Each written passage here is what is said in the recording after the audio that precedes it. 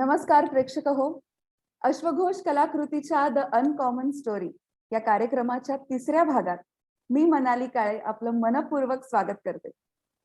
प्रेक्षक हो, कला क्षेत्रामध्ये स्वतःची वेगळी ओळख निर्माण करणारे जे काही कलाकार आहेत त्यांच्या प्रवासाचा आढावा आपण या कार्यक्रमाच्या मार्फत घेणार आहोत, कारण तीच असते त्यांची अनकॉमन स्टोरी.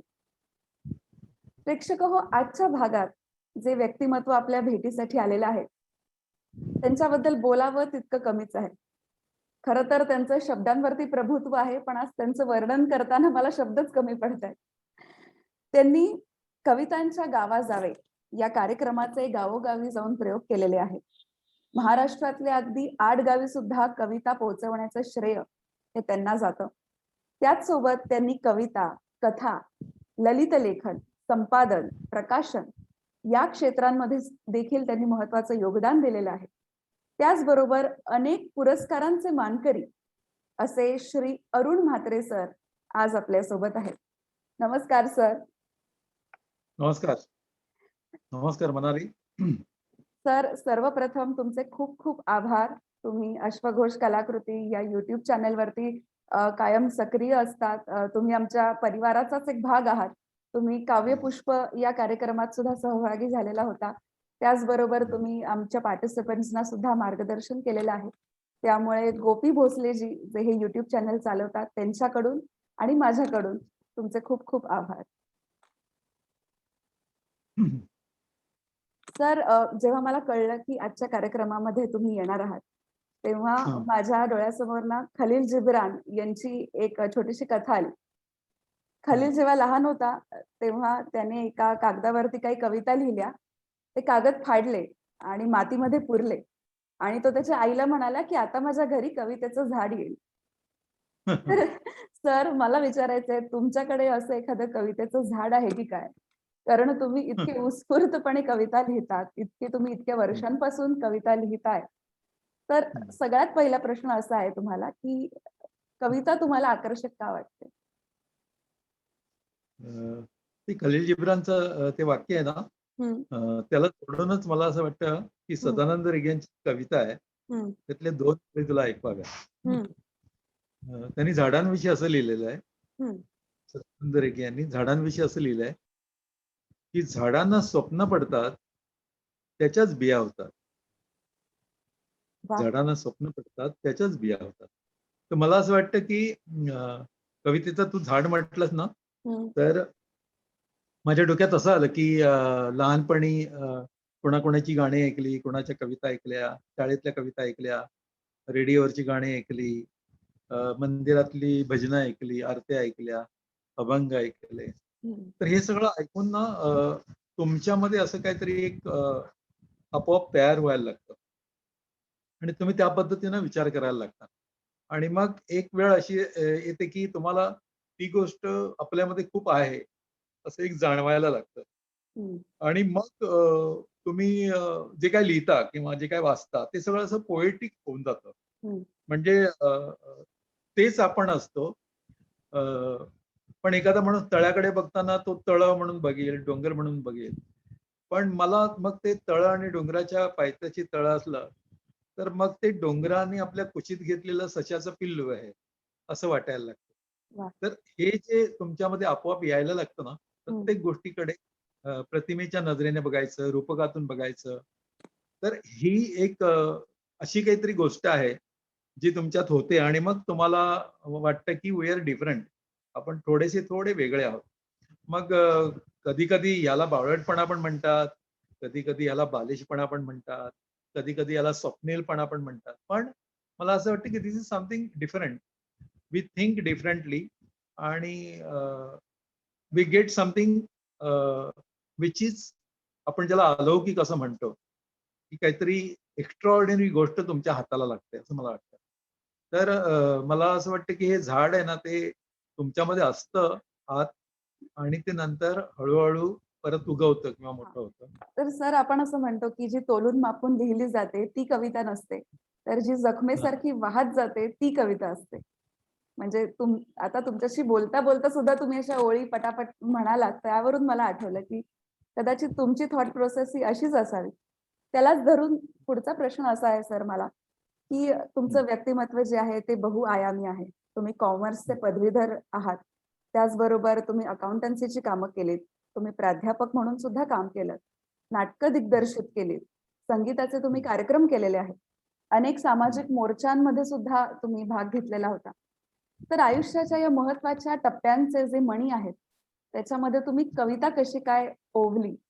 किंवा तुमची जी प्रोसेस आहे, थॉट प्रोसेस आहे, ती कशी काय आहे? किंवा तुम्हाला इन्स्पिरेशन कुठून तुम्हाला मिळतं? तर हा माझा पुढचा प्रश्न आहे. खरं सांगायचं ना, तर मी कवी म्हणून जेव्हा एखाद्या गोष्टीचा विचार करतो ना, तेव्हा मला नेहमी असं मनाली वाटत आलेलं आहे, की अ, कवी हा म्हणजे कवी ह्याचा जो डिक्शनरी मीनिंग आहे, की कवी म्हणजे अत्यंत पंडित माणूस. कवी म्हणजे खूप ज्ञानी पुरुष. कवी हं, म्हणजे अ, सगळ्या जगाच्या पुढचं बघणारा असं.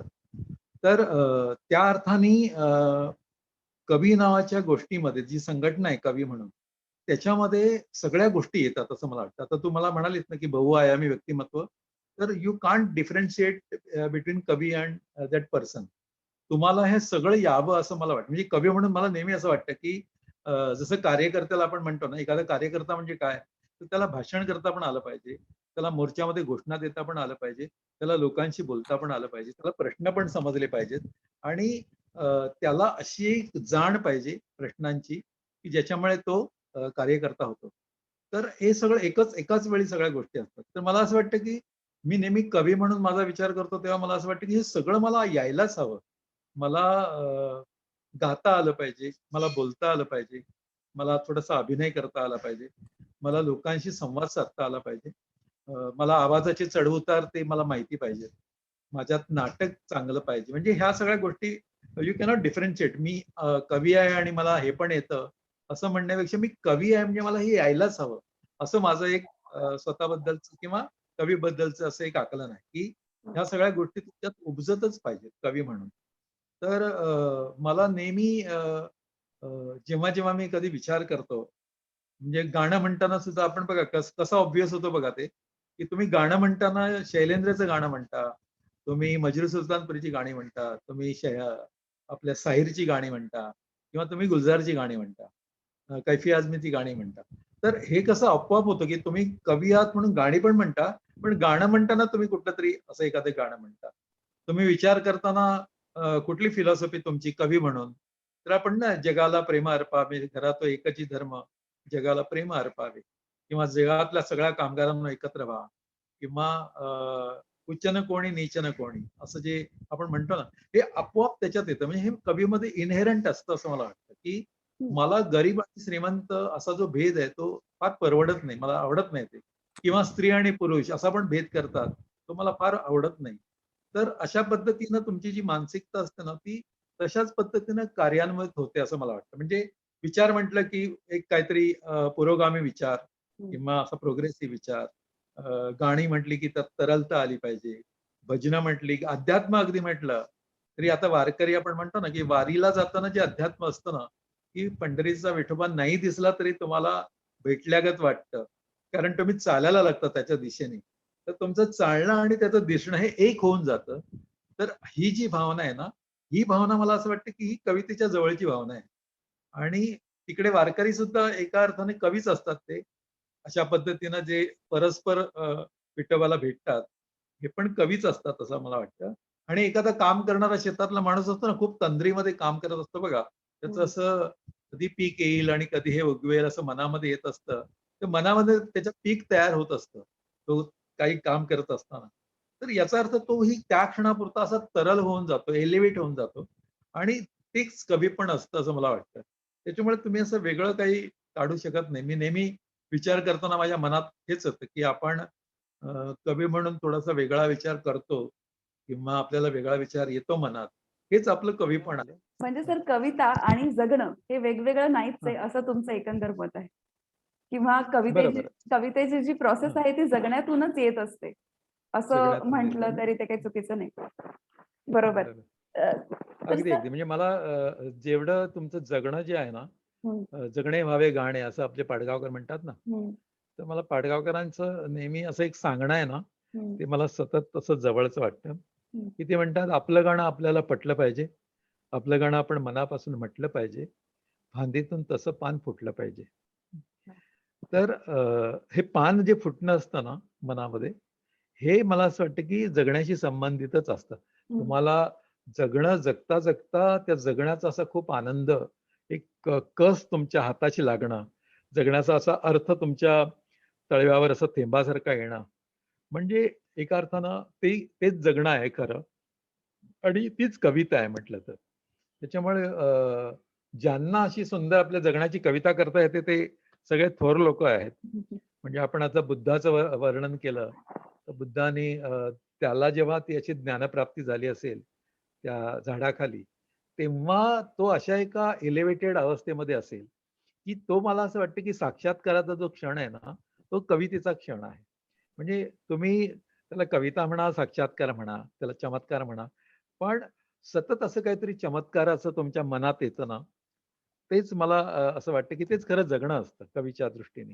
बरोबर आहे. पण म्हणजे सर, जेव्हा एखादा माणूस कवी होतो, तेव्हा त्याच्यावरची जबाबदारी सुद्धा वाढते का? कारण आपण लिहिताना बऱ्याच इंटेलेक्च्युअल गोष्टी लिहितो किंवा सुंदर सुंदर बरोबर. गोष्टी आपण लिहित असतो. पण जेव्हा येस, येस. आचरण येस, येस. करण्याची वेळ येते, तेव्हा आपल्याला असं वाटतं का, की मी येस, जे येस. लिहिलं आहे तसंच मला आता वागणं सुद्धा येस, येस. गरजेचं आहे. तर येस, येस. म्हणजे अगदी एकदम नेमक्या शब्दात सांगायचं ना, हं, तर विचारवंत असतात ना, ते विचार करतात आणि ते खूप उत्तम विचार करतात आणि विचार मांडतात. कवी हा असा माणूस आहे, की तो विचार पण करतो आणि त्याप्रमाणे वागतो सुद्धा. त्याला वागायला पाहिजे. हो. म्हणजे एकाच वेळी दोन्ही गोष्टी करणारा म्हणून तो कवी, असं माझं मत आहे. केवळ तो काही सांगतो आणि हं, तो ग्रेट काही म्हणतो, इथपर्यंत मी कवीची व्याप्ती अशी मर्यादित ठेवू इच्छित नाही. मला असं वाटतं, की कवी हा जगणाराच असतो. ते जे काय असतं ना, हं, ते जगतच असतो ते. हं, आणि त्याच्यामुळे कवीवर जबाबदारी म्हणजे मी नेहमी असं मानत आलेलं आहे, की सगळ्या स्वातंत्र्य लढ्यांमध्ये, हं, सगळ्या सामाजिक परिवर्तनाच्या लढ्यामध्ये किंवा सगळ्या बदलांमध्ये, सामाजिक बदलांमध्ये जी माणसं पुढे असतात ना, मोर्चामध्ये असतात, जी माणसं काहीतरी आंदोलन करतात, जी माणसं कुठल्यातरी एका गोष्टीचा ध्यास धरतात आणि अगदी समाजाच्या विरुद्ध जातात आणि दगड खायला पण तयार होतात.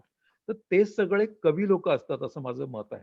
कारण त्यांच्या मनात जे येतं ते करायचंच, हे त्यांनी असं ठाण पक्क केलेलं असतं. तर एका ठिकाणी मी असं लिहिलेलं आहे, की विचारवंत आहे ना तो अ, आपल्या मनाची मशागत करतो. अ, तसं कवी आहे तो मनाची मशागत करतो आपल्या आणि कार्यकर्ता आहे तो ती मशागत केलेला समाज आहे ना, तो निर्माण करतो. त्याच्यामुळे एका अर्थानं कवी हाच सामाजिक कार्यकर्ता म्हटला ना तरी हरकत नाही. सगळे कवी म्हणजे मला महात्मा गांधी पण कवी वाटतात. मला बाबा आमटे पण कवी वाटतात. मला मेधा पटकर पण कवयित्री वाटते. मला किंवा आपले महात्मा गांधी किंवा हे सगळी मंडळी आहेत ना, ही सामाजिक कामात पडलेली आहेत ना, त्यांच्याकडे असं काहीतरी एक आहे ना, एक विजन आहे ना, ते विजन त्यांना काम करायला भाग पाडतं. त्याच्यामुळे एका अर्थानं ते पण याच एका तरल लेव्हलवर असतात असं मी मानतो. वाह! म्हणजे कवी आणि कवी इज अ ट्रू आर्टिस्ट. त्याला माणसापासून येस. वेगळं करता येतच नाही आपल्याला. तर म्हणजे लहानपण आता थोडासा इतिहासच पटकन सांगायचं ना, हं, तर अरबिंद होते, स्वामी अरबिंद होते. ते अगोदर क्रांतिकारक होते आणि नंतर मग त्यांनी क्रांतीचं ते बाजूला ठेवून ते अध्यात्मामध्ये शिरले आणि कविता लिहायला लागले. रवींद्रनाथ टागोरांचं पण असंच होतं, की ते स्वतः कवी पण होते, पण स्वातंत्र्याचं प्रचंड मोठे भोगते असे ते होते. हं. त्याच्यामुळे एकाच वेळी या दोन्ही गोष्टी त्यांच्यामध्ये असतात असं मला वाटतं. सामाजिक काम किंवा सामाजिक नजर आणि पोएट्री किंवा असं तरल सगळं जगणं. या दोन्ही गोष्टी एकत्रच असतात. करेक्ट. तर लहानपणी ना मला असं वाटायचं, की यमक म्हणजे कविता. म्हणजे आपण शब्दांना राईम केलं म्हणजे कविता झाली असं मला वाटायचं. बरोबर. नंतर मोठं बरोबर. झाल्यावरती मला कळलं, की मुक्तछंदातल्या सुद्धा कविता असतात किंवा कविता म्हणजे बरोबर. नुसतं हं. यमक नाही, तर एक पर्टिक्युलर थॉट असतो, त्याच्यामागे विचार असतो. पण अजूनही बरोबर. आजतागायत म्हणजे मी जास्त स्क्रीन प्ले लिहिते किंवा कथा लिहिते. मला अजून कविता जे आहे ना, ते कळलेलं नाहीये किंवा कवितेचं असं काही स्ट्रक्चर असतं का? किंवा कविता ओळखायची कशी? ही कविता आहे आणि हा फक्त ओके. उतारा आहे. हे डिफरन्शिएट हां. कसं करायचं? थोडासा डिफिकल्ट प्रश्न आहे हा, पण नेमका प्रश्न आहे हा. म्हणजे असं मला अनेकदा मी शिबिरं वगैरे करतो, हं, तेव्हा हे सांगण्याचा प्रयत्न करतो असं, की व्हॉट इज पोएट्री? तर एक तर अगदी शब्दांच्या अंगाने सांगायचं, व्याकरण सांगायचं ना, तर ते लयीत जे असतं ना, लयीतले शब्द, लयीतल्या शब्दांची माळ, म्हणजे आपण कविता, असं एक सोपी व्याख्या करूया. हं. लयीतले शब्द जे लयीत असतात. म्हणजे मी डोंगर चढतो अ, आणि मला आभाळ दिसतं. असं जर का वाक्य असेल, तर कवी लिहिताना मी डोंगर चढतो, मी चढतो डोंगर आणि दिसते आभाळ. अशा पद्धतीनं थोडीशी त्याची मोडतोड करू शकतो. कारण त्याच्यामध्ये जो फोर्स आहे ना, फोर्स, त्या फोर्समध्ये कविता असते. तर ते फोर्स सगळ्या शब्दांची घटना संघटना कशी करायची ते सांगतं तुम्हाला. त्याच्यामुळं अनेक वेळा बघा, "एक तुतारी द्या मज आणून, फुंकी नजी मी स्वप्राणाने, वैदुंड टाकेन सगळी गगने, दीर्घजी चाच्या किंकाळीने, अशी तुतारी द्या मज लागून." तर याच्यामध्ये तुला कळतं ती लयकारी आहे ना, लयकारी, तीच कविता आहे. म्हणजे तो जो जोश सगळा आहे ना, तीच पोएट्री आहे. शब्द तुम्ही बाजूला काढले तरी चालतील, पण त्याला जो आवेश आहे केशवसुतांचा, तो सगळा म्हणजे कविता आहे असं मला वाटतं.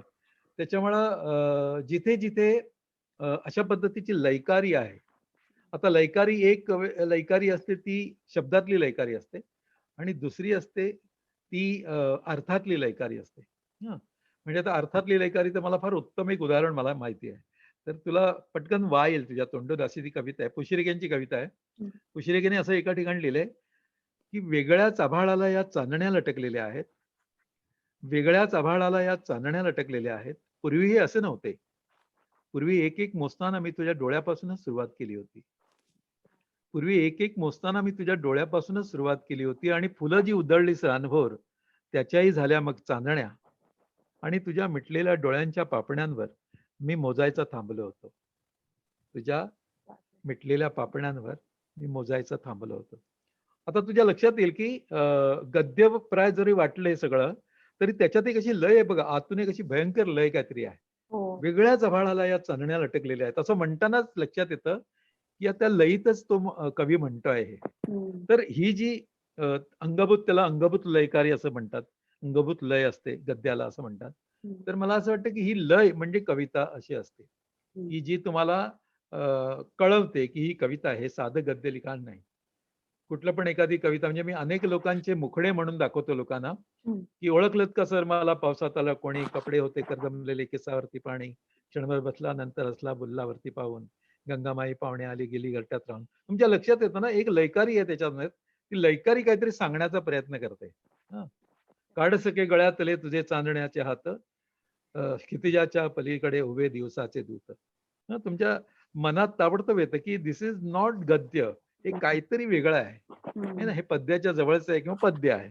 हं. तर तू अशी अनेक आता कवितेच्या नुसत्या ओळी आपण म्हटल्या ना, मी तुला सांगेन. हं. हां, हां. अरे संसार संसार, जसा तवा चुल्यावर, आधी हाताला चटके तवा मिळते भाकर. हं. ही ओळ घे, किंवा आमच्या शंकर वैद्यांची स्वर्गगंगेच्या काठावरती वचन दिले तुम्हाला, अशी ओळ म्हण, हं. किंवा पाडगावकरांची कुठली पण एक एक नक्षत्रांचा दिवा लागताना आणि फुले होण्यासाठी कळ्या जागताना. है ना, ताबडतोब आपल्याला कळतं ना, की अ, हे साधं बोलत नाहीत. हे हं. आपल्या जनरल जगण्यातलं गद्य बोलत नाहीत. हे जगण्यातलंच आहे, पण हे पद्य आहे काहीतरी. हे लिरिकल आहे काहीतरी. हे लयीतलं आहे. ही कविता आहे. हां. तर अशा मी आता क्षणोक्षणी पडे उठे परिबळे, पुढे बापडी, चुके पतई घेऊनी क्षणिक दृष्टीला झापडी. आपल्या लक्षात येतं हे हे काहीतरी पोएट्रीच्या जवळचं आहे. हं. हे हं. साधं नाहीये. बरोबर. आणि नेहमी मी गाण्याचा आश्रय घेतो ना, त्याचं पण कारण आहे, हं. की मला नेहमी असं वाटतं, की आता ही जी कविता आहे, क्षणोक्षणी पडे, क्षणोक्षणी पडे. तर क्षणोक्षणी पडे, उठे परिबळे, उडे बापडी, चुके क्षण पतई घेऊनी क्षणिक दृष्टीला झापडी. तर ह्या सगळ्या चालीमध्ये जी एक करुणा आहे ना, ती हं. करुणा म्हणजे ती कविता आहे. वाह! किंवा ते गायी पाण्यावर काय म्हणून आल्या, का गंगा जमुना या मिळाल्या, उभय पित्रांच्या चित्त चोरटीला, कोण माझ्या बोलले पोरटीला. तर इथे तुला लक्षात येतं, की ते जे लिहिलेलं आहे ना, हं. ते ज्या चालीमध्ये ज्या करुण पद्धतीने येतं ना, त्या करुणेमध्ये सगळी कविता आहे. बरोबर. तर ती कवितेतली करुणा किंवा तो सगळा तललपणा काढण्यासाठी तुम्ही चालीचा आधार घेता. हं. पण तिथे ती चाल असते असं आपण मानतो. हम्म. तिथे ती लय असते असं आपण मानतो. लय असते म्हणून तर त्याला चाल लागते ना. त्याच्यामुळे अनेक म्हणजे ग्रेसांच्या कविता आहेत ना, की तुम्हाला ते वाचता वाचता तुम्हाला ती चाल लागते. हम्म. म्हणजे पाऊस कधीचा पडतो, झाडांची हलती पाने, हलकेच जाग मज आली, दुःखाच्या मंद स्वराने, पाऊस कधीचा पडतो. हे तुमच्या लक्षात येतं ही लय आहे त्याच्यात, काहीतरी एक गोष्ट आहे त्याच्यात जी बरोबर. तुम्हाला गाण्यातून बाहेर काढावी लागते. पण कविता अशा अर्थानं वेगळं लिखाण असतं हम्म. की जिथे वा येते, आपण वा म्हणतो. मी हम्म. अनेक वेळा हे वाचं पण उदाहरण देतो. हम्म. एक काहीतरी पंच लाईन त्याच्यात असते, एक पंच असतो जो तुम्हाला वा म्हणायला भाग पाडतो. म्हणजे त्याच्यामुळे तुम्हाला लक्षात येतं की हे असं नुसतं ऐकून असं म्हणण्याची गोष्ट नाही, वा अशी एक म्हणण्याची गोष्ट आहे. Correct. काहीतरी वेगळं सांगितलं असं म्हणतो ना, हा. की अद्यापही सूर्याला माझा सराव नाही, अद्यापही पुरेसा हा खोल घाव नाही, साध्याच माणसांचा एल्गार येत आहे, हा थोर गांडोळांचा बोंधू जमाव नाही. अरे वा, हा. क्या बात आहे. ताबडतोब येतं आपल्याला. तर वा म्हणण्याची जी गोष्ट आहे ना, पंच लाईनची जी गोष्ट आहे, ती हम्म. पंच लाईनची गोष्ट कविता असते असं मला वाटतं. हम्म. गद्य नावाची गोष्ट आहे, गद्य नावाची ती वेगळी, आणि पद्य नावाची किंवा ही लयीतली गोष्ट ही वेगळी. बरोबर. त्याच्यामुळे कविता ही अशा अर्थाने वेगळी आहे सतत, की जी तुम्हाला अर्क सांगते, सार सांगते जगण्याचं, किंवा तुम्हाला असं संपृक्त द्रावण जे असतं ना, हम्म. तसं संपृक्त द्रावण असतं कविता म्हणजे. अशा आता अनेक व्याख्या मनात येतात त्या मी सांगतोय तुला. पण इट इज समथिंग डिफरंट, हा. जी तुम्हाला म्हणाविषयी वाटते, जी तुम्हाला ऐकावीशी वाटते, ज्याला चाल लावावीशी वाटते, जी तुम्हाला मनात अशी धरून ठेवावीशी वाटते, अशी काहीतरी गोष्ट म्हणजे कविता असते असं मला वाटतं. क्या बात आहे सर. छान तुम्ही समजावून सांगितलं, कारण कविता समजावणारी व्यक्ती आज पहिल्यांदा भेटली मला. म्हणजे आता मला कळलं की शब्दांची लय, विचारांची लय, इमोशन आणि एक्सप्रेशन बरोबर. म्हणजे कविता. येस. तर सर तुम्ही मालिकांची शीर्षक गीतं सुद्धा तुम्ही कंपोज केलेली आहेत, लिहिलेली आहेत. तर बरोबर. जेव्हा तुम्ही मालिकांसाठी जेव्हा गाणं लिहिलं किंवा कविता लिहिली, तेव्हा त्याची प्रोसेस हम्म, काही वेगळी असते का? किंवा म्हणजे तेव्हा मालिकेची जी कहाणी आहे, ती तुम्हाला ऐकवण्यात हम्म. येते का? एखादं पात्र डोळ्यासमोर असतं का? कारण सध्या मालिकांची जी शीर्षक गीतं असतात, ती लोकांच्या तोंडावर लगेच रुजतात आणि ते खूप बरोबर. बरोबर. पॉप्युलर हम्म, होतात. सो त्याबद्दल बरोबर. तुमचं काय प्रोसेस होती? काय एक्सपिरियन्स आहे? ऍक्च्युली खरं तर मी कविता आणि गाणं या दोन्ही गोष्टी वेगळ्या करतो नेहमी, हं. आणि त्या वेगळ्याच आहेत म्हणजे. तर त्याचं एक साधं मी असं ते लिहून काढलेलं, थोडंसं मनात येतं ते लिहून काढलेलं असं आहे, की कविता ही तुमच्या मनातली अशी एक गुप्त गोष्ट असते, सुप्त गोष्ट असते, जी तुम्ही थेट लिहित नाही. ती अशी सुचवत सुचवत लिहिता. हं. आणि गाणं नावाची गोष्ट आहे ना, जी थेट गोष्ट असते, जी माहीत असलेली गोष्ट तुम्ही नीटसपणे करून अशी लिहून तुम्ही सादर करता. त्याच्यामुळे कविता ही तुमच्या काळजातली अशी सुप्त नदी असते, सरस्वती असते असं म्हणूया, सुप्त सरस्वती. आणि गाणं हे तुमच्या पटकन हाताला येईल असं पाणी असतं. तुमच्या हाताला येईल अशी गंगा असते ती. किंवा अ, असंही मी नेहमी म्हणतो, की एक तुमच्या कानात कुजबुजतं, तुम्हाला इशारा करतं, जी कविता असते. आणि एक सतत पटकन तुमच्या हातात हात घेतं, तुमच्या खांद्यावर हात टाकतं, तुमच्याबरोबर चालायला लागतं, ते गाणं असतं. हं. तर अशा अर्थानं कविता नावाची गोष्ट ही सुप्त गोष्ट, आणि गाणं नावाची गोष्ट ही मुक्त किंवा ओपन ज्याला म्हणतो अशी गोष्ट. अशा रीतीने तो एक डिफरन्स आहे.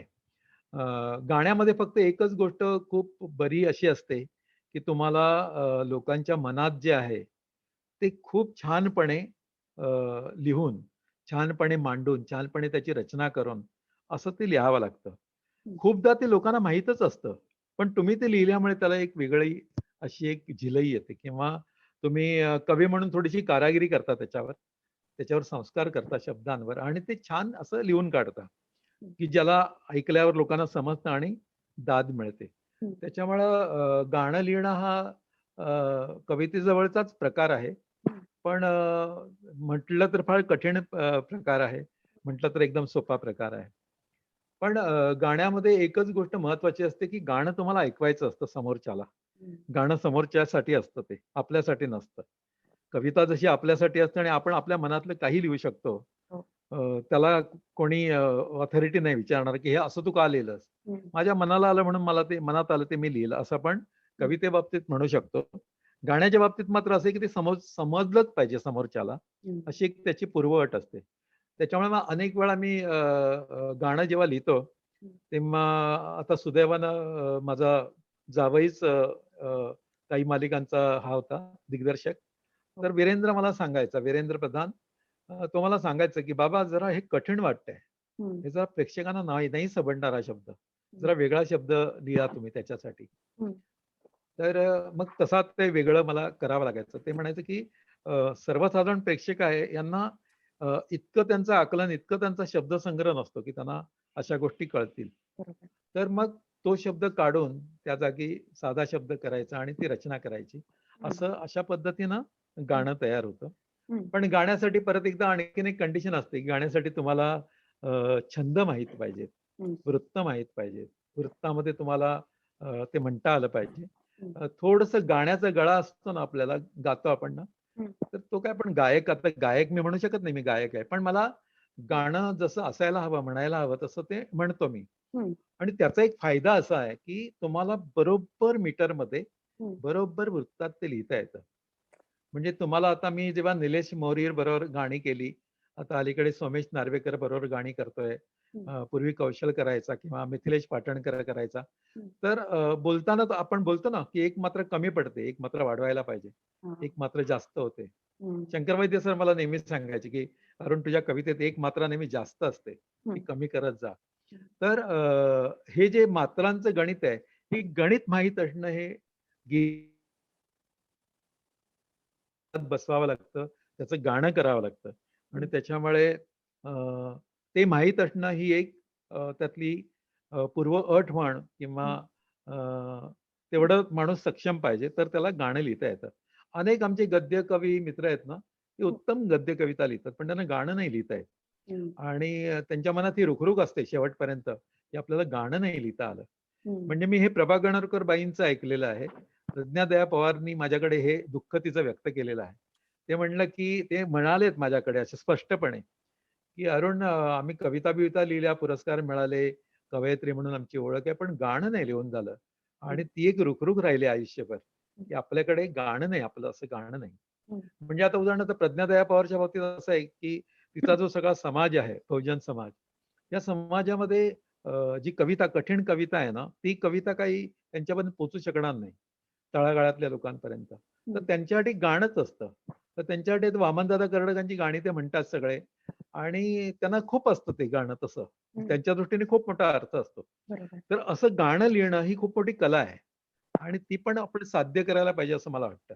म्हणजे मी काही गोष्टी अशा मुद्दामून केलेल्या आहेत. कधी-कधी कराव्या लागल्या मला.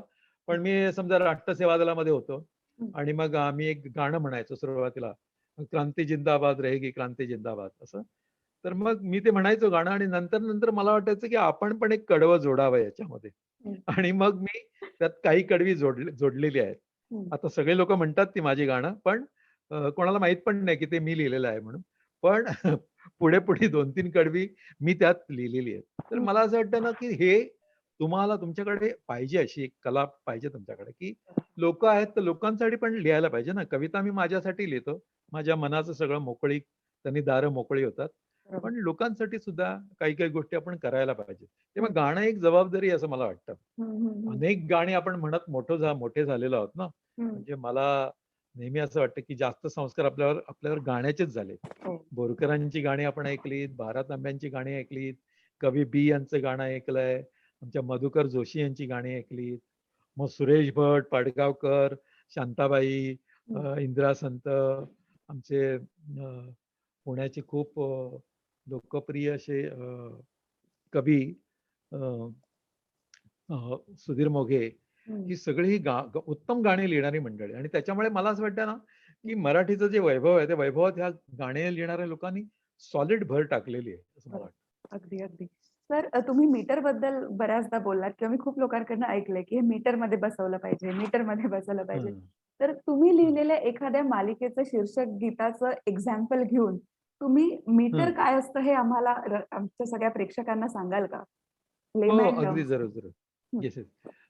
मी तुला सांगतो आता म्हणजे उंच माझा झुका आहे ना, हं, ते गाणं जेव्हा मी लिहिलं, तर मला सांगितलं की रमाबाईवर ते गाणं आहे आणि माझ्या डोक्यात आता असं आलं की 1862 साली जिचा जन्म झालेला आहे, हं, तर ती 19व्या शतकातली बाई आहे. तर मग मी ते जे पहिलं गाणं जे लिहिलंय, तुला आश्चर्य वाटेल, हं, ती ओवी आहे. हं. हं, आणि ओवीच्या मीटरमध्ये आहे म्हणजे ते आणि चांदणे चाहूल होती कोवळ्या पाऊली, माप मी ओलांडले, दूर गेली भातुकली, खेळण्याचे होते वय, अंगणाची होती सय, हं. मोकळ्या मनात माझ्या भरे नभाचा आशय. तर तुझ्या लक्षात येईल ती मला वाटतं अष्टाक्षरी असावी. हं. चांदण चाहूल होती कोवळ्या पाऊली, चांदण चाहूल होती कोवळ्या पाऊली, माप मी ओलांडले दूर गेली. तर षष्टाक्षरी आहे मला वाटतं ती. 6-6 अक्षरं अशी ती आहेत. ओके. तर तुम्ही अ, एकदा लिहायला लागलात ना, की 6-6 अक्षरांची जी रिक्वायरमेंट असते, ती हं, तुम्ही पूर्ण करत जाणं हे तुमचं काम होतं आणि मग जसं "अरे संसार संसार जसा तवा चुल्यावर" हं, हे जसं जमतं बोलताना, हं, तसं ते बोलताना जमलं पाहिजे. म्हणजे मीटरची सगळ्यात सोपी गोष्ट काय माहिती आहे ना, हं. की तुम्हाला म्हणतानाच कळतं, की कमी झालंय, जास्त झालंय, असं ते कळतं ना.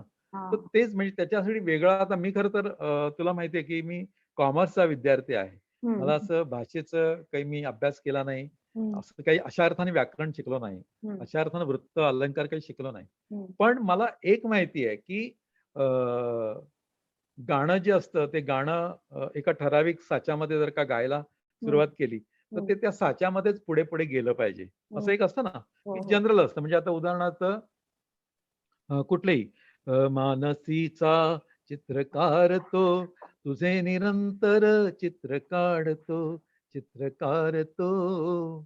तर त्या 2 ओळी ज्या पहिल्या आहेत ना, त्यात मानसीचा चित्रकार तो, तुझे निरंतर चित्र काढतो. ह्या 2 ओळी तुझ्या लक्षात येतील, की बरोबर त्या मीटरमध्ये अशा ओळी आहेत. तर हे जे मीटर पाहणं आहे ना, याच्यासाठी तुम्हाला वेगळा अभ्यास करावा नाही लागत. हं, तुम्ही ते ऐकून तुमच्या कानावर जे संस्कार होतात किंवा गाऊन म्हण, की ते संस्कार होतात. त्यातून तुम्हाला ते कळायला लागतं, हं, की मीटर म्हणजे काय आहे ते. आता अलीकडे मी जे एक गाणं लिहिलेलं आहे म्हणजे स्वामिनीमधलं एक गाणं लिहिलंय मी आता अलीकडे. नंतर त्याच्यानंतर आता स्वाभिमान नावाची मालिका आहे, त्याचं हं. गाणं लिहिलंय आणि आता अगदी अलीकडे मी अ, हे गाणं लिहिलंय. आपलं बायको अशी हवी नावाची मालिका आहे. हं, त्याचंही टायटल सॉन्ग मी लिहिलंय. तर त्याच्यामध्ये तुझ्या लक्षात येईल की एकदा तुम्हाला तो मीटर कळला, म्हणजे कुठल्या पद्धतीचा मीटर आहे, हे हं, जर का तुला लक्षात आलं, हं. तर तुला त्या पद्धतीनं आपोआप लिहिता येतं. हं. ओके. म्हणजे आता मी दिलेलं ना ते अ, आला बसून घोड्यावरून, निघाला या लग्न घरी, बांधून या बासिंगाला चालला या बोल्यावरी. तर इथे तुझ्या लक्षात येईल की फार डोकं चालवलेलं नाही त्याच्यात. हं. ढण-डडडण, ढण-डडडण, ढण-डडडण, ढण-डडडण, ढण-डडडण, ढण-डडडण, ढण-डडडण, ढण-डडडण. म्हणजे हा जो मीटर आहे ना, हा मीटर आहे खरं तर. म्हटलं तर तो मीटर आहे. पण त्याचा काही वेगळा अभ्यास असा काही नाही. आपण अनेक गाणी जी म्हणतो ना, म्हणजे आता उदाहरणार्थ जुनी जी गाणी सगळी आहेत ना, अ, डोल डोलते वाऱ्यावर बाई माझी डोल डोलते वाऱ्यावर. हे जे गाणं आहे ना, तर ह्याचा हा एक मीटर आहे ना. हो. डोल डोलते वाऱ्यावर बाई माझी डोल डोलते वाऱ्यावर. बरोबर. तर ह्या मीटरमध्ये तुम्हाला मग अ, ला ला ला ला ला ला ला ला ला ला ला ला ला ला ला ला ला ला ला असं जर का तुम्ही गात राहिलात, हं. तर तुम्हाला अ, अ, मी मी तर चालली घराकडं र, मी तर चालली घराकडं, असं एक पुढची ओळ तुम्हाला लिहिता येईल. हां. हां. अ, येऊ नकोस माझ्या मागं मागं, तू हं, येऊ नकोस माझ्या मागं मागं. आता हे मला कोणी सांगितलेलं नाही. हं. पण डोल डोलते वाऱ्यावर बाई माझी डोल, याच्यावर मी अशा अनेक ओळी लिहू शकतो. ते बरोबर. म्हणत राहायचं आणि हां. मग तो मीटर तुमच्या असा मनामध्ये जातो बरोबर, आणि तुम्ही ते पक्क करून लिहिता. बरोबर. तर जे वजन ज्याला वजन म्हणतो आम्ही, हे वजन म्हणतो ना, हं. ते वजन तुम्हाला कळलं पाहिजे. प्रत्येक शब्दाला वजन असतं. त्याच्यामुळे आता पटकन उदाहरण सांगायचं तर पाडगावकरांची खूप गाणी येतात. अ, गदिमांची खूप गाणी येतात. हं, तर गदिमांची गाणी उदाहरण म्हणून फार मी सांगता येतं मला, ते पटकन सांगता येतं. हं, तर जग हे बंदिशाला, जग हे बंदिशाला, कुणीने येते भला चांगला, जो तो पथ चुकलेला, जग हे बंदिशाला. तर तुमच्या लक्षात येतं जग हे बंदिशाला, हे जे काय शब्द आहेत, जग हे बंदिशाला, म्हणजे 7 शब्द आहेत समजा. हं. हं. कुणीने येते भला चांगला, जो तो पथ चुकलेला. तर जो तो पथ चुकलेला, असं सगळं मोजत आपण गेलो तर तुमच्या लक्षात येईल, की अक्षरांची जी रचना आहे ना, त्यात तर काय ते सांगितलेलं आहे. आणि मग नंतर हे एकदा मीटर पक्क झालं, की मग त्याच्यानंतर ज्याची त्याला प्यार झोपडी, ज्याची त्याला प्यार कोठडी, कोठडीतले सगळे सौंदडी, हातकडी की अवघड बेडी, प्रिय हो ज्याची त्याला, जग हे बंदिशाला. हे आपोआप पुढे तुम्हाला हं, रचत रचत गेलं की कळतं, की बरोबर. अशा पद्धतीनं मीटर आहे. म्हणजे हं, मग उंच माझा झोका जेव्हा सुरुवातीला उंच माझा झोका इथपर्यंत फिक्स झालं, अशा पद्धतीनं त्याचा अंतरा आणि हे आहे, हं, ध्रुवपथ आहे. मग अंतरा करताना मग मला सापडलं ते त्यांचं जे मीटर आहे ते सापडलं काय आहे ते.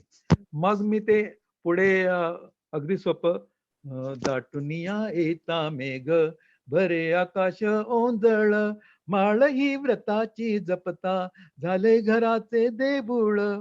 म्हणजे तुझ्या लक्षात येईल की जसं पहिली ओळ तशी दुसरी ओळ तशी तिसरी ओळ, हं, असं एक लिहित गेलो. त्याच्यासाठी वेगळा अभ्यास मला करावा नाही लागला. मला त्या मनात येत गेलं ना, की हं. असे आगळे नाते, ऐक ही रमा सांगते, बीज हे रुजे अंतरी, जगण्याचे फूल होते. म्हणजे ह्या 4 ओळी आहेत ना, ह्या 4 ओळी अ, येतातच त्या पद्धतीनं किंवा आल्याच पाहिजेत त्या. ती रिक्वायरमेंट असते. बरोबर. तर अशा रीतीनं मला असं वाटतं, की पहिली ओळ आहे ती तुमचं मीटर ठरवते, काय मीटर आहे ते. हं, आणि नंतर तुम्हाला पुढे-पुढे त्या पद्धतीनं हं, लिहावं लागतं. तर याच्यात असं मला फार वेगळं असं वाटत नाही. जी लोकं गाणी ऐकत असतात ना खूप, हं. त्या लोकांना हे पटकन येतं असं मला वाटतं. बरोबर, बरोबर. म्हणजे मग हिंदी गाणी म्हणा, हं, तुम्ही नाट्यपद म्हणा, हं. दुसरी कुठली पण गाणी म्हणा, की बरोबर. तुम्हाला तो एकदा मीटर कळायला लागला, हं. त्यातला गाण्यातला, की बरोबर. तुम्हाला आपोआप ते गाणं लिहिणं सोपं होतं. करेक्ट. म्हणजे कविता लिहिणं हे हं. तांत्रिक प्रोसेस नसून हे एक थोडंसं आपण म्हणतो तरल भावनांना वापरून काहीतरी आपण क्रिएट येस, करत असतो. क्रिएट करत असतो. अतिशय छान आणि तुम्ही खूप डिटेलमध्ये सांगितलंत सर. हं.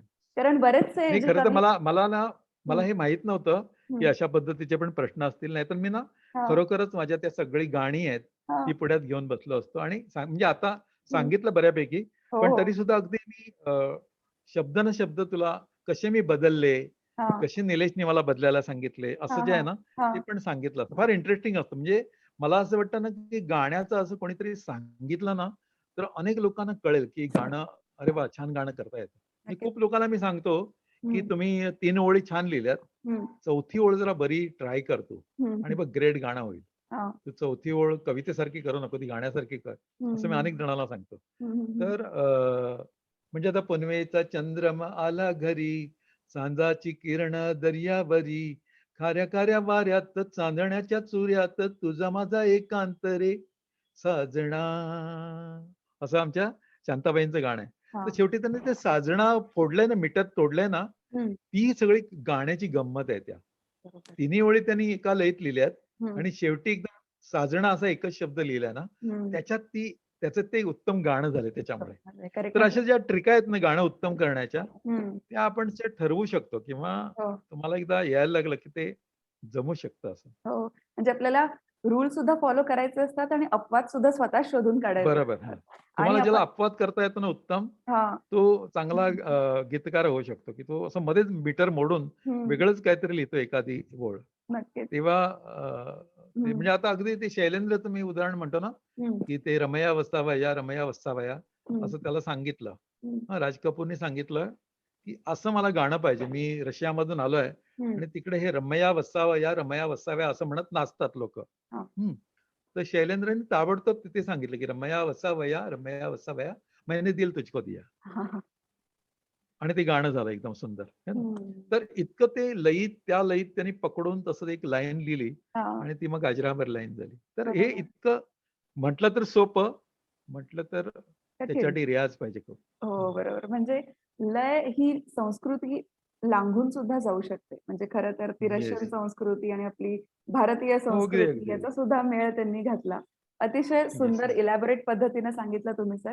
आणि आपण ना वाटलंच तर याचा पार्ट 2 सुद्धा करूया. जेव्हा तुम्हाला अगदी वेळ नक्की. असेल तेव्हा तेव्हा तुम्ही नक्कीच ते तुम्ही जसं सांगणार आहात डिटेलमध्ये एक-एक शब्द तसं आम्हाला येस येस. ऐकायला नक्कीच आवडेल तुमच्याकडून. आता येस. सर आपण तुमच्या एका उपक्रमाकडे आपण येऊया, की कवितांच्या गावा जावे, ही तुमची जी मैफल होती, काव्य मैफल, त्याचे तुम्ही हजाराहून अधिक प्रयोग केलेले आहेत आजवर. बरोबर. तर हो, हो. त्याच्या काही रम्य आठवणी आहेत का तुमच्या मनामध्ये? एखादी भावनिक आठवण म्हणा, एखादी विनोदी आठवण म्हणा? खूप खरं तर खूपच आठवणी आहेत.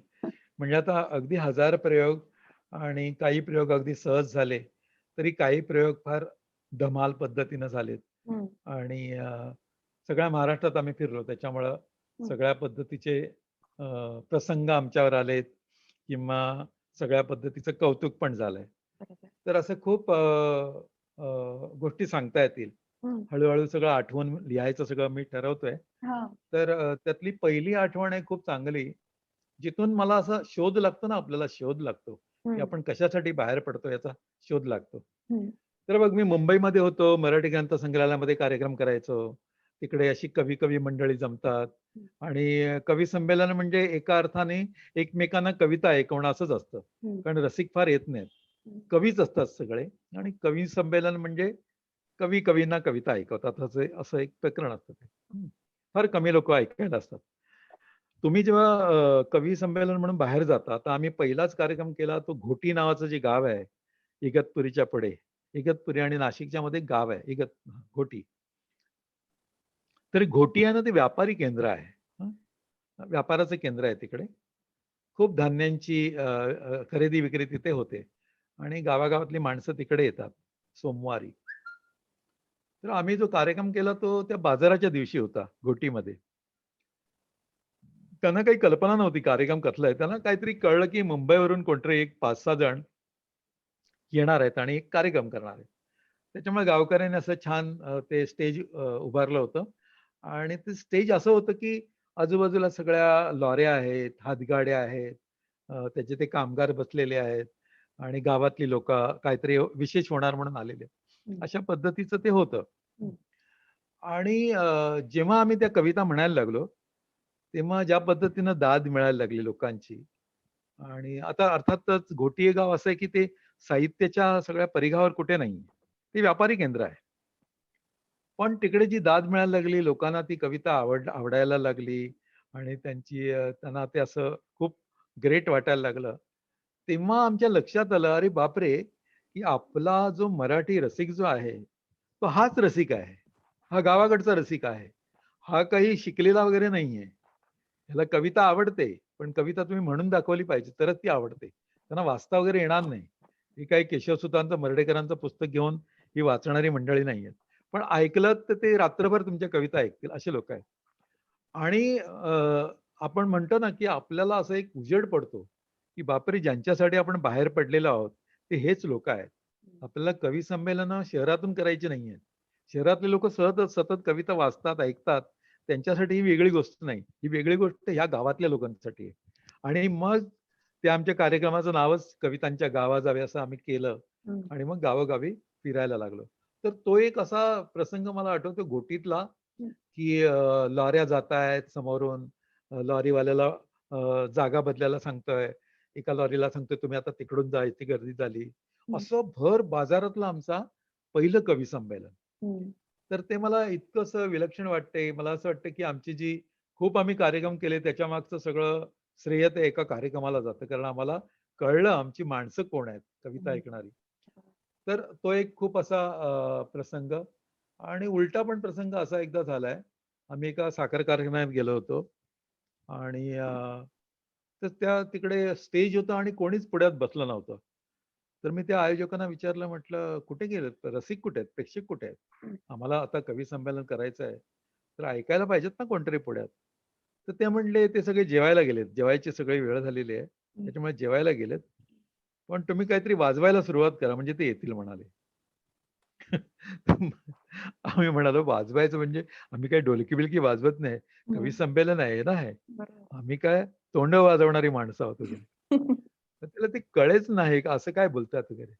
मग नंतर जेव्हा कवी संमेलन सुरू झालं, तेव्हा त्याच्या लक्षात आलं की कविता म्हणजे वेगळी गोष्ट.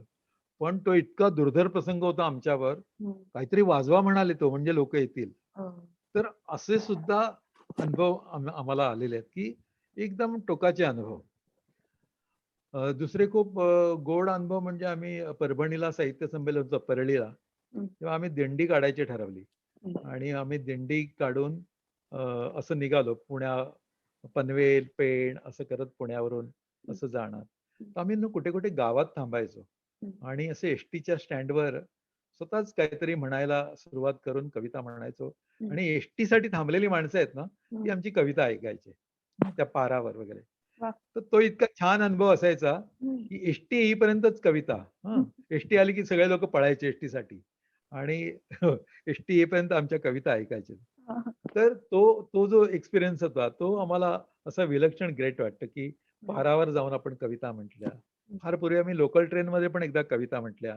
एकदा मी प्लॅटफॉर्मवर कविता म्हटलेल्या आहेत. दादर स्टेशनाच्या प्लॅटफॉर्मवर कविता म्हटल्या आहेत. हं, हं, किंवा मी आता मध्ये रणथंबोरला गेलो होतो हं, हं, आणि रणथंबोर ते वाघ वगैरे बघितले हं, आणि नंतर मग त्याचा सेंड ऑफ होता.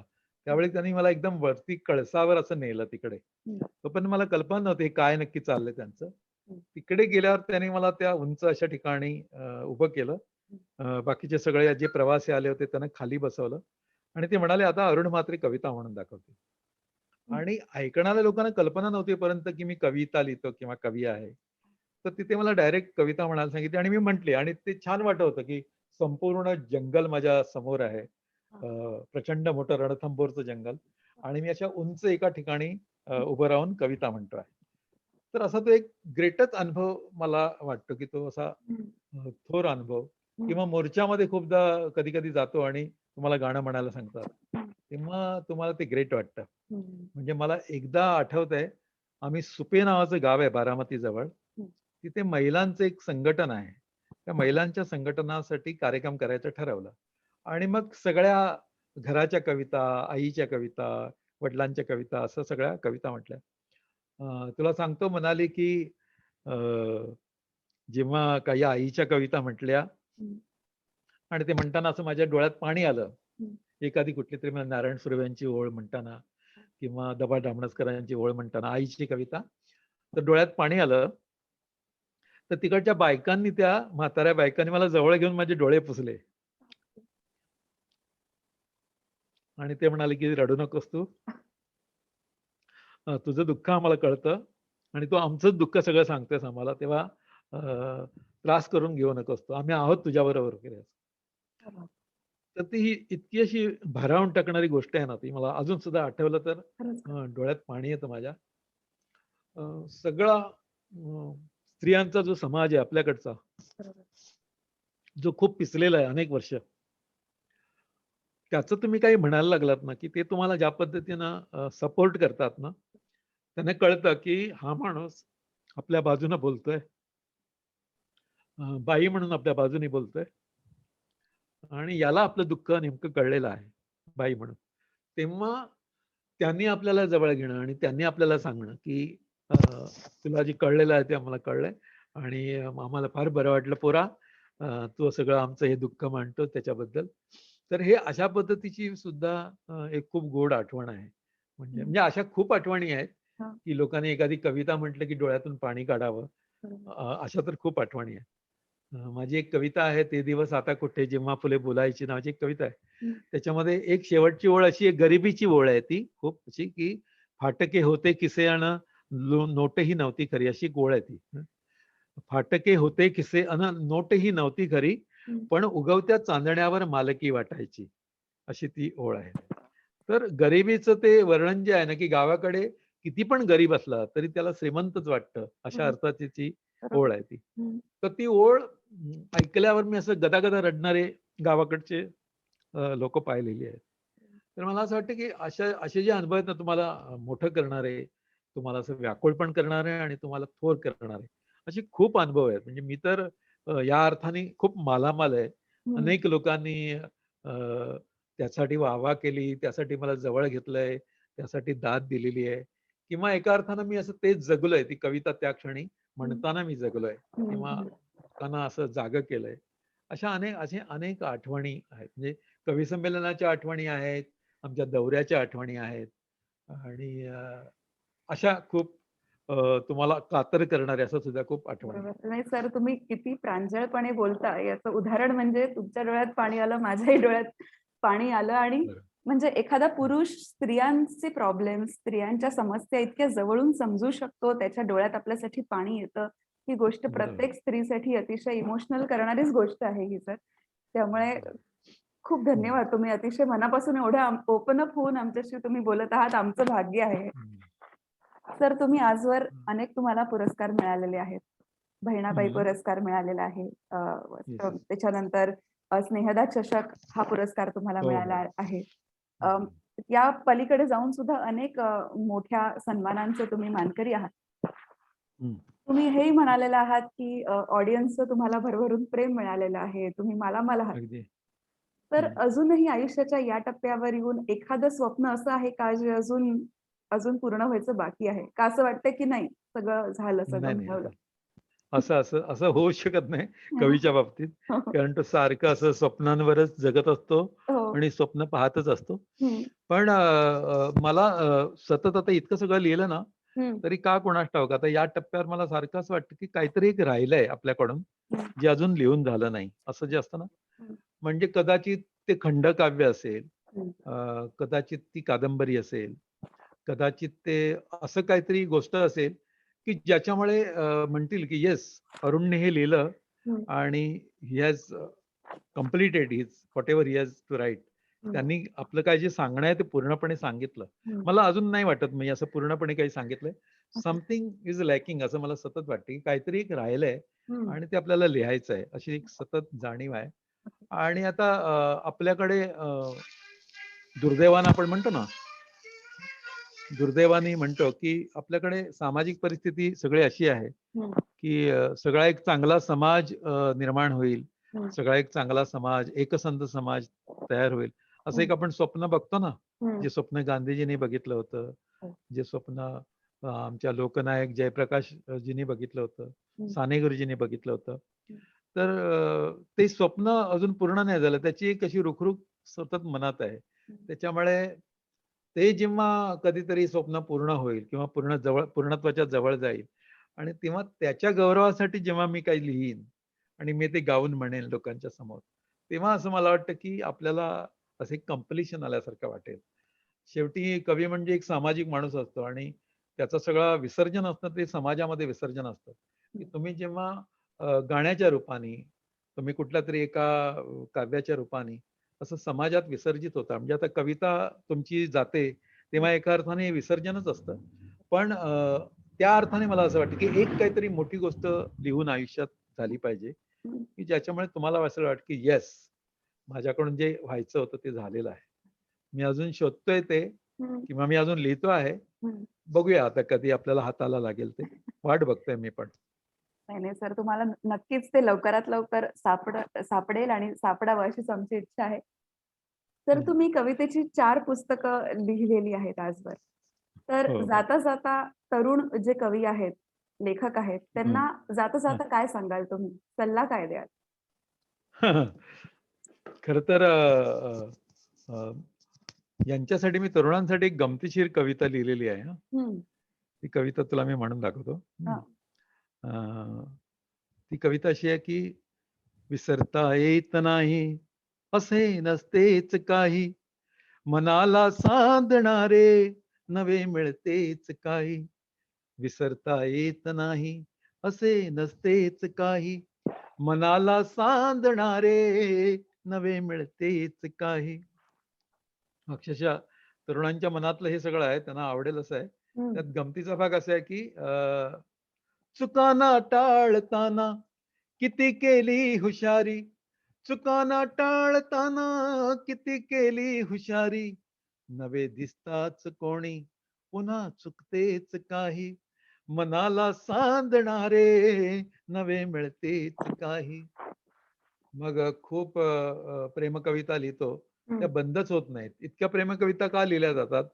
तर त्याचं कारण अगदी सोपं मी शोधून काढलंय ते, की तिला राणी म्हणालो, तिला देवी म्हणालो, तिला राणी म्हणालो, तिला देवी म्हणालो, किती म्हटले तरीही जरा उरतेच काही, वा. मनाला सांधणारे नवे मिळतेच काही, विसरता येत नाही असे नसतेच काही. आणि कवितेविषयी मी असं लिहिलेलं आहे की हम्म. नदी पात्रामध्ये मी सोडल्या दीपमाळा, नदी पात्रामध्ये मी सोडल्या दीपमाळा, नदी पात्रामध्ये मी सोडल्या दीपमाळा, तरी गंगा जलातून निघे भलतेच काही, मनाला सांधणारे नवे मिळतेच काही. आणि शेवटी इतक्या सगळ्या कविता लिहून झाल्यावर एक तुम्हाला सत्य कळतं, फार कठोर सत्य आहे ते. ते सत्य असं आहे की मानतो कागदाला, मानतो लेखणीला, मानतो कागदाला, मानतो लेखणीला, कळे शब्दात अंतिम असे नसतेच काही, मनाला सांधणारे नवे मिळतेच काही, विसरता येत नाही असे नसतेच काही, मनाला सांधणारे नवे मिळतेच काही, नवे मिळतेच काही, हो नवे मिळतेच काही, हो नवे मिळतेच काही.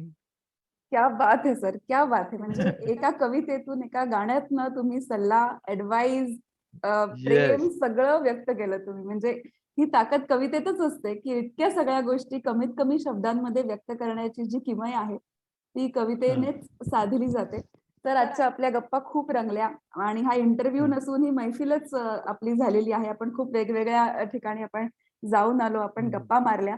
तर तुमच्याबाबत जाता जाता एक एक गोष्ट माझ्या लक्षात आलेली आहे की असे काही कवी असतात की ज्यांचे जे शब्द आहेत ते हाताची घडी तोंडावर बोट घालून पुस्तकामध्ये किंवा पानांमध्ये पडून राहूच शकत नाहीत. त्यांचे जे शब्द असतात त्याला स्वतःचे असे पंख असतात आणि ते शब्द उडत असतात. तर तसेच तुम्ही कवी आहात सर, तसेच तुम्ही लेखक आहात, कवी आहात आणि तुम्ही वेळात वेळ काढून इथे आलात आमच्या रसिक प्रेक्षकांच्या भेटीला. त्याबद्दल खूप खूप धन्यवाद. Thank you so much sir. Thank you. Thank you. तुझे पण मनापासून धन्यवाद. खरं तर म्हणाली खूप खरं तर इंटरव्ह्यू आतापर्यंत झाले. पण तुम्हाला असं आतलं काहीतरी एक सेंटर असतं ना तुमचं, हो. त्या सेंटरला टच करणारं, तुम्हाला असं आतलं सगळं सांगायला भाग पाडणारं किंवा थोडक्यात असा जो प्रोसेस आहे आतला प्रोसेस, तो सांगायला भाग पाडणारे असे फार कमी इंटरव्ह्यूज असतात की जिथे आपण सगळं असं आतलं आतलं सगळं सांगत बसतो. तर आज तुझ्या निमित्तानं ही खूप छान संधी मिळाली आणि माझी अशी दुपार एकदम धन्य झाली की मी कितीतरी दिवस जे काही सांगायचा प्रयत्न करतोय ते सगळं या निमित्तानं सांगता आलं. त्याच्यामुळे जसं गोपीचे मी आभार मानतो तसे तुझे सुद्धा मी मनापासून आभार मानतो. आणि आपण लेट अस होप की आपण दुसरा भाग जर का करता आला तर करूया नक्की. त्याच्या वेळी मी आणखीन काही गोष्टींवर बोलेन आणि परत एकदा काही नवीन गोष्टी बोलता बोलता पण सुचतील आपल्याला. तर मी पण माझ्यातर्फे तुझे मनापासून धन्यवाद मानतो आणि ही मुलाखत ऐकणारे जे असतील त्यांना सुद्धा आपण धन्यवाद देऊया आताच की त्यांच्यापर्यंत हे सगळे विचार जातील आणि ते कवितेच्या खूप जवळ येतील या निमित्तानं, अशी मला खात्री आहे. Thank you so much sir. धन्यवाद.